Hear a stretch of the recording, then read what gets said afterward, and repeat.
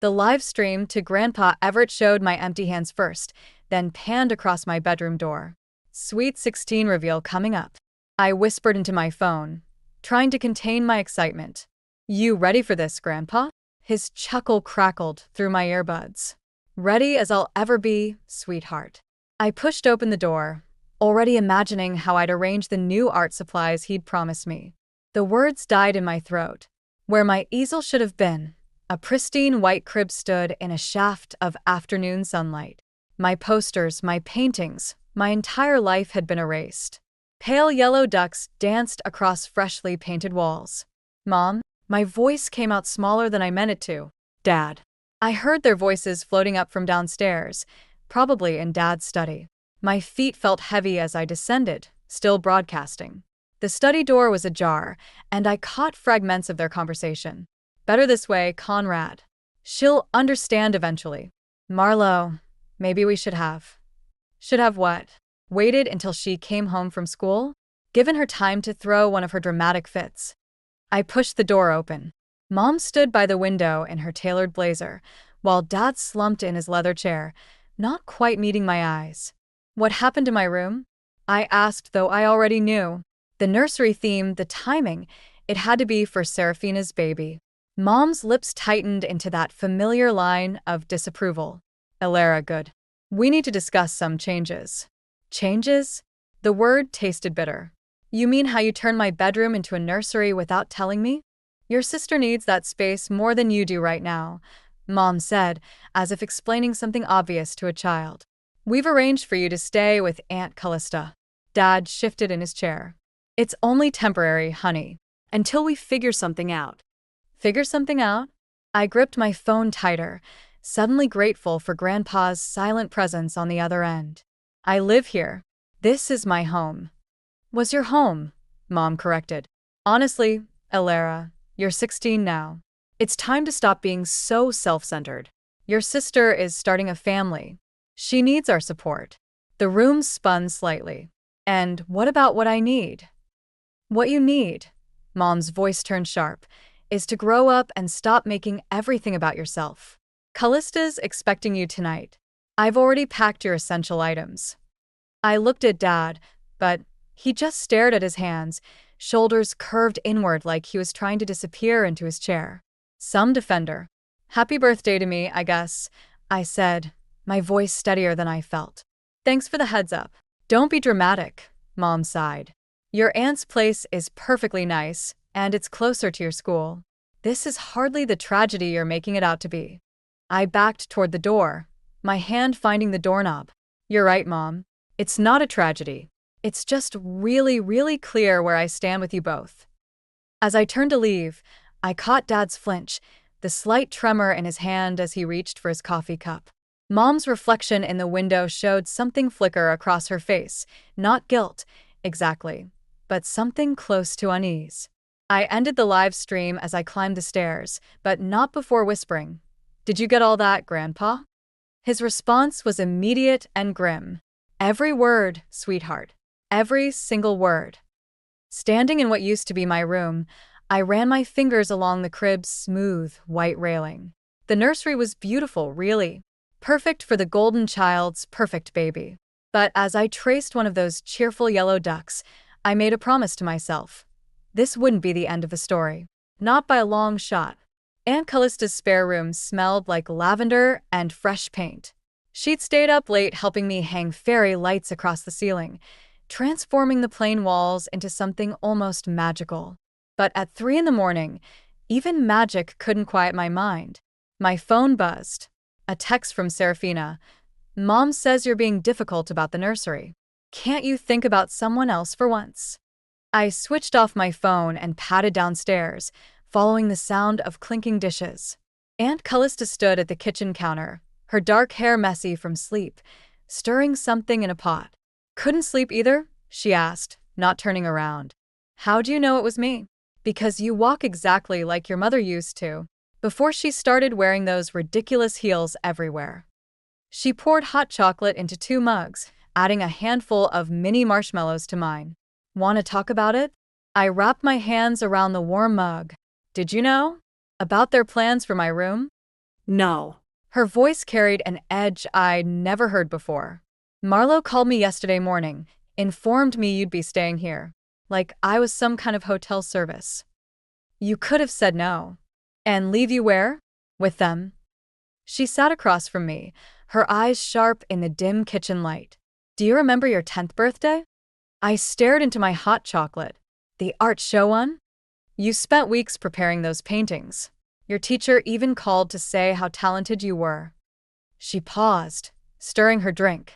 Your mother scheduled a client dinner for the same evening. Your father promised he'd come see your work after, but he fell asleep in his study instead. The memory still stung.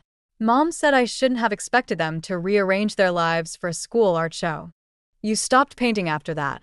Yeah, well, what was the point? The marshmallows in my cocoa had melted into a sweet, sticky swirl. Mom always said art wouldn't pay the bills. Callista's phone chimed. She glanced at it, her expression darkening. Speaking of your mother, what now? She wants me to send you home this weekend for a family dinner. Serafina's announcing her pregnancy officially. She looked up at me. You don't have to go. Yes, I do. I traced the rim of my mug. If I don't, they'll say I'm being selfish again, making everything about me. Like they made your birthday about Serafina? Callista's voice was gentle, but her words hit hard.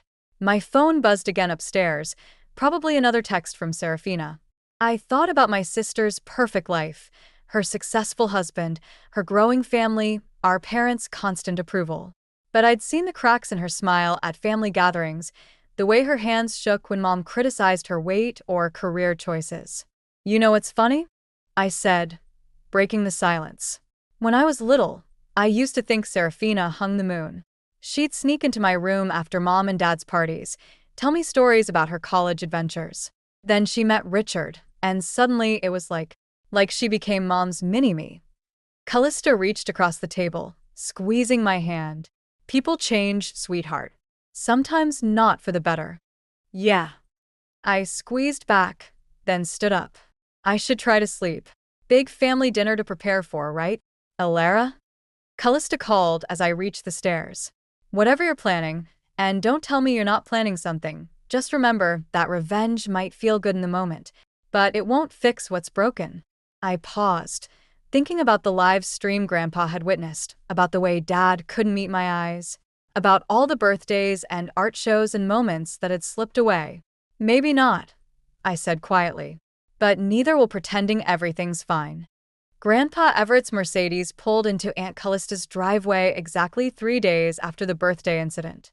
I watched from the window as he emerged, his usual crisp suit replaced by casual slacks and a sweater. He looked older somehow, tired in a way I'd never seen before. You didn't have to come, I said when he entered, though my tight hug probably gave away how glad I was to see him. Actually, I did. He set a leather briefcase on Callista's coffee table, especially after what I witnessed on that live stream. Callista appeared with coffee, her expression guarded. Marlo called this morning. She's not happy about you being here, Dad. Marlo hasn't been happy about anything since she married that spineless. He caught himself, glancing at me. Sorry, sweetheart, but we need to discuss something important. He pulled out several documents from his briefcase. I recognized the Whitman Industries letterhead. Your mother's been pressuring me to sign over control of the company, he said, spreading the papers across the table. She claims it's about succession planning, but the timing is interesting, isn't it? The same week they kick me out? I picked up one of the documents, scanning the legal jargon I barely understood. The same week they assume I won't find out about their treatment of you.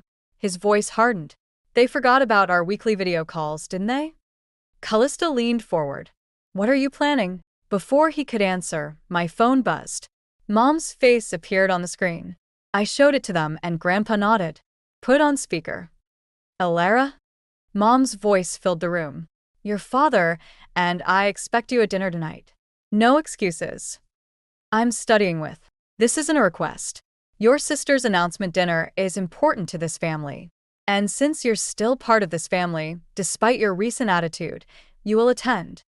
I caught Grandpa's slight nod. Fine. I'll be there. And wear something appropriate. Not those awful ripped jeans. The line went dead. Still part of the family, I echoed. Funny how that works when they need something. Grandpa tapped the papers. They need more than you know. The company's facing some challenges. Nothing serious yet, but enough to make your mother nervous about her position. And Serafina's baby is what? Their backup plan? The perfect family image, Callista murmured. The successful daughter, the precious grandchild, the disposable teenager? I added. Grandpa's expression darkened. You were never disposable, Elara. And it's time your parents remembered that. He pulled out another document. This is my current will. I'm making some changes. Dad, Callista warned. Don't do anything rash. Rash would be letting them continue this behavior. He turned to me. Tonight's dinner? I'll be attending too. Uninvited. My stomach twisted. They'll blame me. Let them. He squeezed my hand. Sometimes the kindest thing we can do for people we love is to stop enabling their worst behavior. I thought about Mom's controlling voice, Dad's constant silence, Serafina's perfect life built on perfectly crafted lies. What if it makes everything worse? Worse than being erased from your own home? Callista asked softly. Worse than being treated like an inconvenience by the people who should love you most? Grandpa gathered his papers. The question isn't whether this will make things worse, sweetheart. The question is whether you're ready to show them who you really are, someone who won't be pushed aside or forgotten. I picked up my phone, looking at Mom's missed call notification. I guess we'll find out at dinner. Yes, he said, and for a moment I saw a flash of the shrewd businessman who'd built an empire. I suppose we will. I arrived early for Serafina's announcement dinner, slipping in through the kitchen door like I used to when I was late for curfew. Voices drifted from Dad's study, Mom's sharp tone, Dad's quieter murmur, and Serafina's familiar laugh.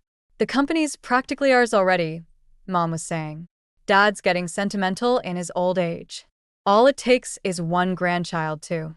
I edged closer to the partially open door. But what about Elara? Serafina asked. She's his favorite. Everyone knows it. Elara is a child, Mom dismissed. She can't run a company. Besides, once the baby comes, Dad will forget all about her artistic phases and teenage dramatics. Marlo, Dad's voice carried a rare note of concern. Maybe we should slow down. The way we handled her birthday. The way we handled it was necessary. That girl needs to learn her place. And with the merger coming up? The merger? Serafina's voice sharpened. What merger? Richard's company, Mom said. Once we announce your pregnancy, the timing will be perfect. A merger between families, securing both companies' futures. Your father-in-law is already on board. My hand flew to my mouth. Richard was Serafina's husband, but he was also the CEO of their biggest competitor. A merger would mean, you're using my baby as a business deal? Serafina's voice cracked. I'm securing our family's future, Mom countered. Something your sister seems determined to undermine with her constant need for attention. Speaking of attention, Dad cut in. Dad's car just pulled up. I backed away from the door, but not fast enough. It swung open, and I found myself face to face with Mom. Her perfectly applied makeup couldn't hide her flash of panic. Elara. Her smile was brittle. How long have you been standing there? Long enough. The words came out steadier than I felt. So that's why you wanted the nursery done so quickly. It was never about Serafina's baby. It was about the merger. Serafina appeared behind Mom, one hand protectively over her stomach. Elara, it's not what you think. Really? Because it sounds like Mom's using your baby to manipulate Grandpa and secure a business deal. I met Mom's eyes. That's why you needed me gone, isn't it? Because I might tell him the truth. You understand nothing about business, Mom snapped. About what it takes to protect this family's legacy. Protect it? I laughed, the sound harsh even to my own ears. You mean control it, like you try to control everything else. The doorbell rang. Dad emerged from the study, adjusting his tie. That'll be your grandfather. Perfect timing, I said, watching Mom's face pale slightly. I'm sure he'd love to hear about the merger plans. about how his great-grandchild is just another business asset. You wouldn't dare, Mom hissed. I thought about my empty room upstairs, about years of missed art shows and conditional love, about Serafina's face when she learned her baby was just another piece in Mom's game. Try me, I said, turning toward the door. Mom grabbed my arm. If you ruin this, you'll what? Throw me out again? Too late. The doorbell rang again. Serafina's hands were shaking. Dad wouldn't meet anyone's eyes. And Mom, for the first time in my life, I saw real fear crack through her perfect facade. I pulled free of her grip and walked toward the front door, my heart pounding but my step steady. Behind me, I heard Mom's heels clicking rapidly across the floor, rushing to beat me there. The game was about to change. I just hoped I was ready for what came next. The college brochures spread across Aunt Callista's kitchen table looked like escape routes. Art programs, photography majors, creative writing departments, everything Mom would hate, everything I might love. Berkeley has an excellent fine arts program, Callista said, sliding another pamphlet toward me. And it's about as far from here as you can get without leaving the country. My phone buzzed. Another message from Serafina. We need to talk. Alone. I'd been ignoring her texts since the dinner disaster 3 days ago, when Grandpa had stormed out after learning about the merger plans. Mom hadn't spoken to me since, but her silence said enough. Alara? Callista tapped the brochure. You're miles away.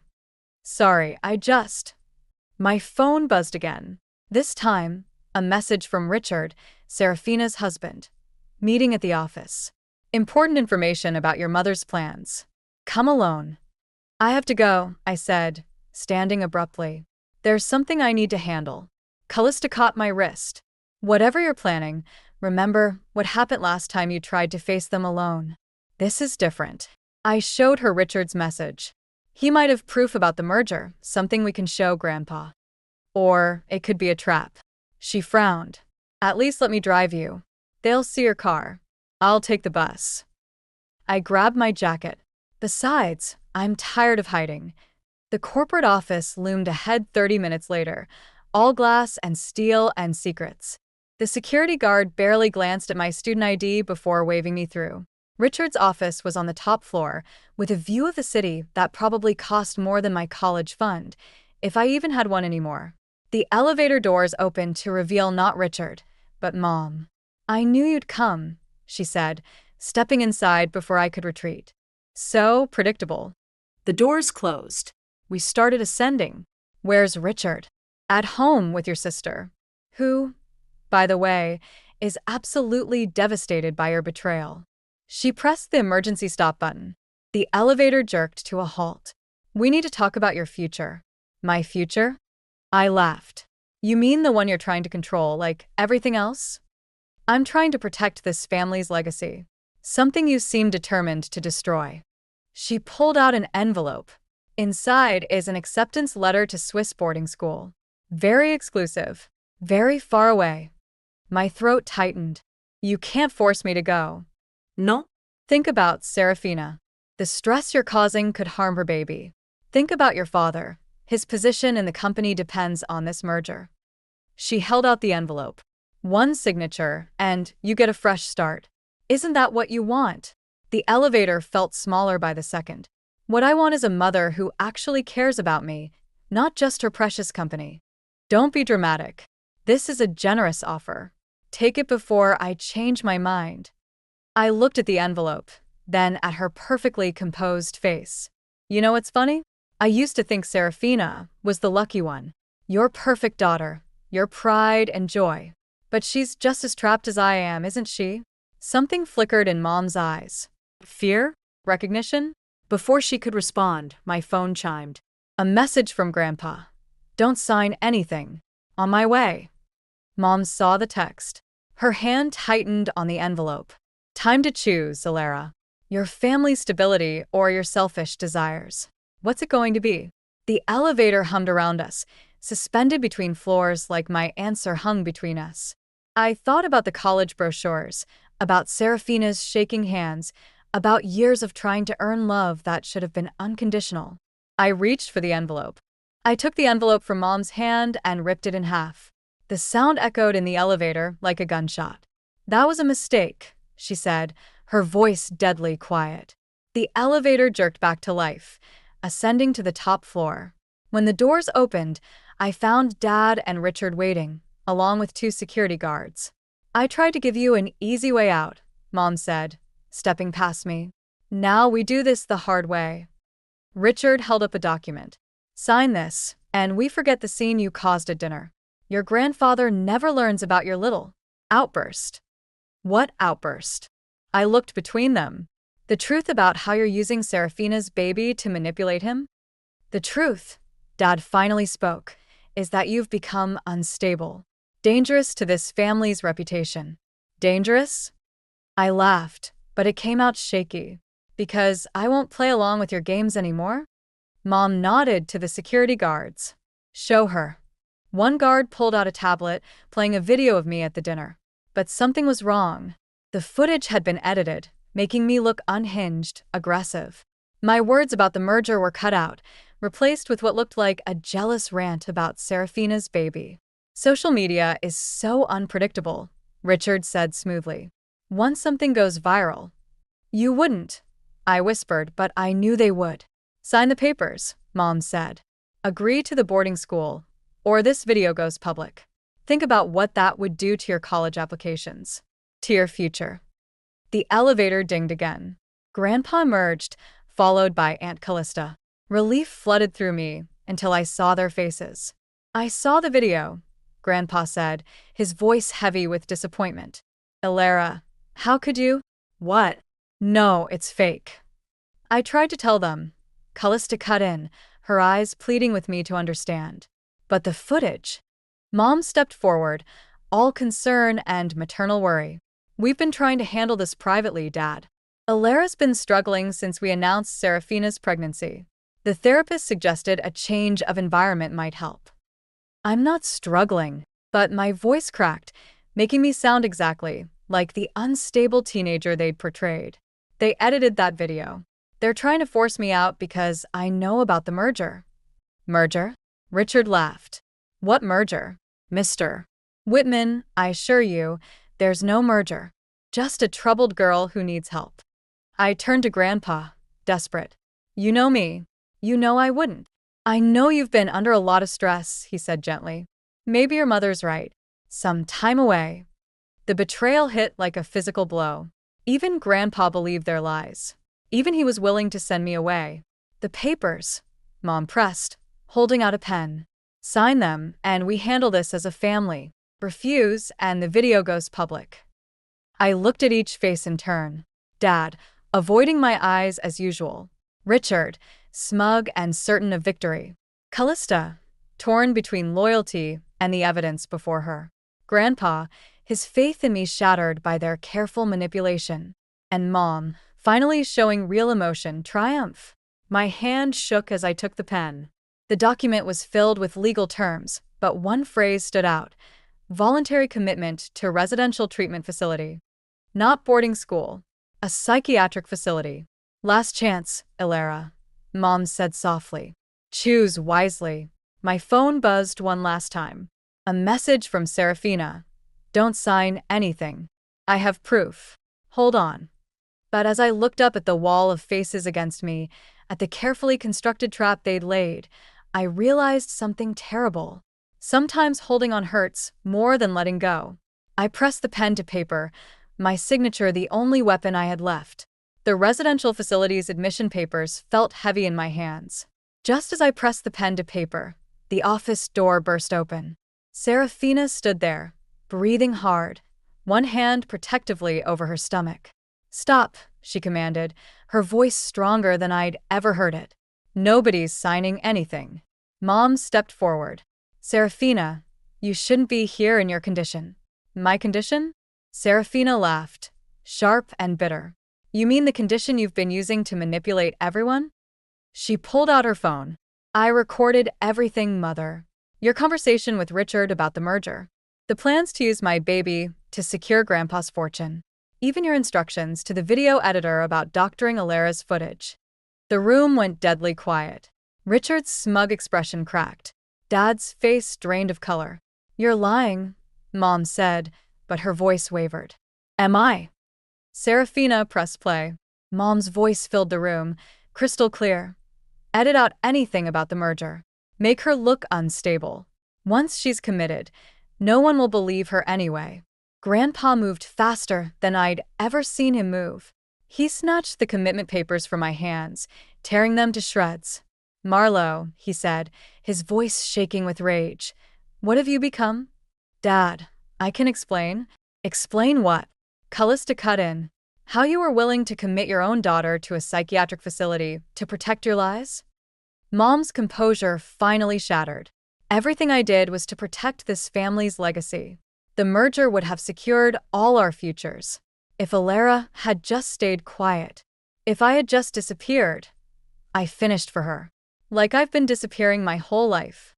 Staying quiet at missed birthdays, ignored art shows, every time you chose the company over me. You ungrateful." She lunged forward, but Serafina stepped between us. "Enough, Mother. I won't let you do to my child what you did to Alara. This ends now." Richard moved toward the door. "This is ridiculous. I never agreed to." "Sit down," Grandpa commanded.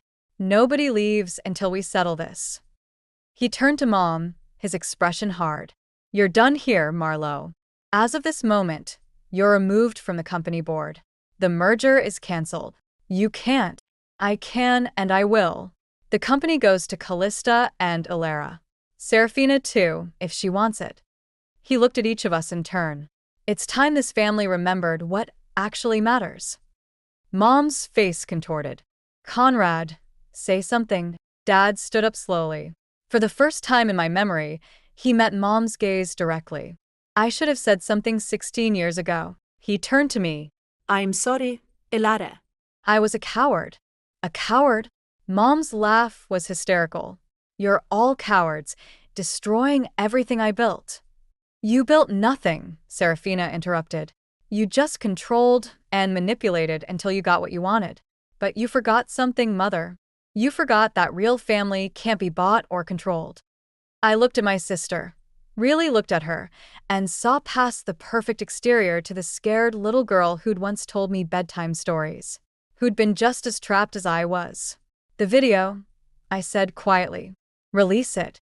Everyone stared at me. "Release the real video," I continued. "Let everyone see the truth. No more hiding."